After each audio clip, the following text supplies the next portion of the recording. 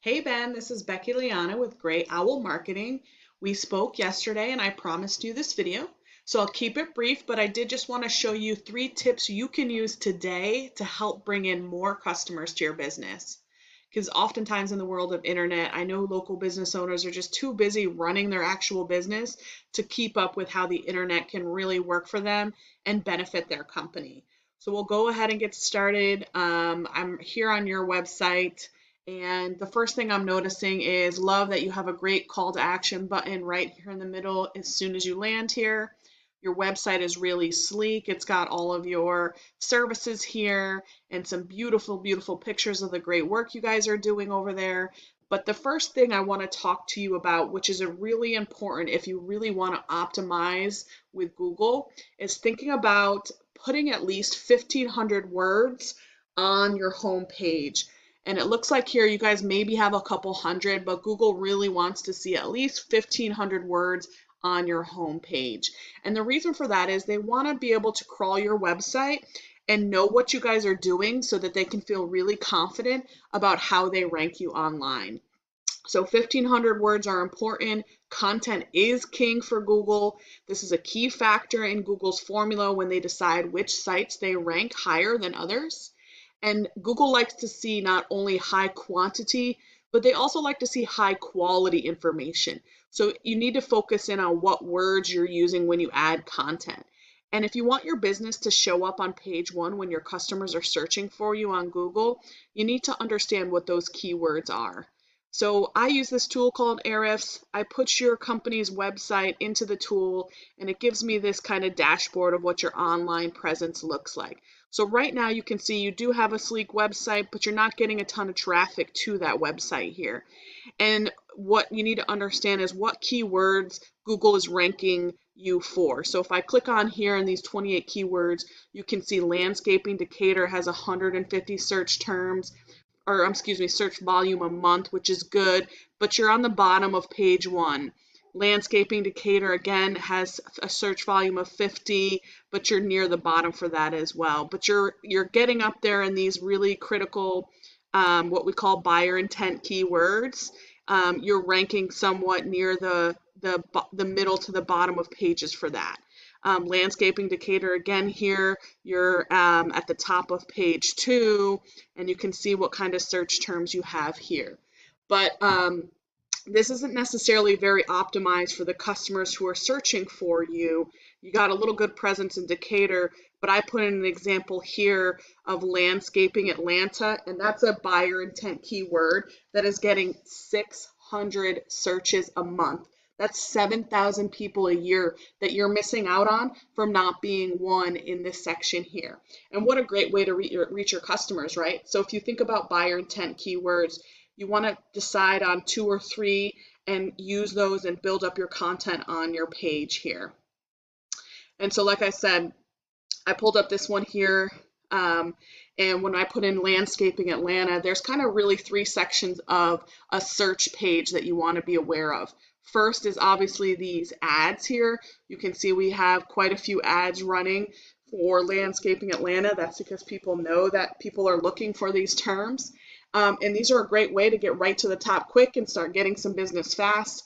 You just got to be careful with those because if they're not done right, you can kind of waste a lot of money there putting into those keywords. But it is an effective tool depending on what your strategy is. The second thing you're thinking about here is this, what we call the map pack, which is the top 3 companies that Google has confidence in, and they rate them here in this map pack. So everybody searches differently. Some people search and they click on the first thing they see and they'll hit these ads. A lot of people will also skip those ads and search here in these top 3 section that Google ranks in this map because they feel confident about that.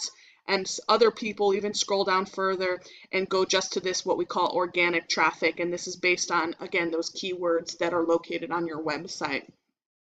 But 40% of all traffic hits right here in this section right here. So you're probably asking yourself, right, how do I get there? How do I get in this top 3? And there's a few things that you can do to get there. But one of those key factors is the second thing that I want to talk to you about, which is your Google Business Profile. And that's this section right here. and you want to continue to grow and build your Google profile. There's a number of ways to do that. I'll share a few with you here. One, of course, is Google reviews. So I see you've gotten a good start. You have 5 Google reviews with a 4.2 rating. You want to continue to grow that and get as many 5-star reviews as you can, because those are important to grow your positive reputation.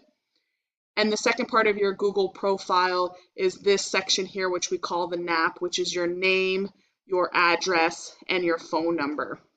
And the NAP is really important because you can go and have a long online presence by putting your name, address, and phone number in multiple places throughout the web, in the profile site, if you have a Facebook page, places like Yelp, Yellow Pages, White Book, City Star, and you can put your NAP across multiple places on the web. But the important thing to remember when doing that is consistency.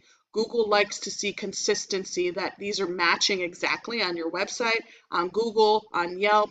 They want them to match exactly. And a lot of times I see that these things they vary across the web, and that does not give Google the confidence to put a business in that top 3 spot.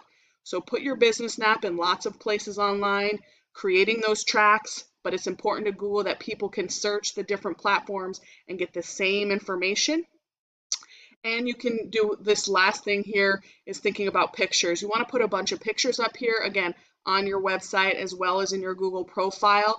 And think about saving these pictures as buyer intent keywords. So if I go here and look at what your picture is saved as, you can see here the file name is just UV. You want to change that file name, for example, to something like Landscaping Atlanta, and that when Google crawls your website, it's going to see and pick up those keywords.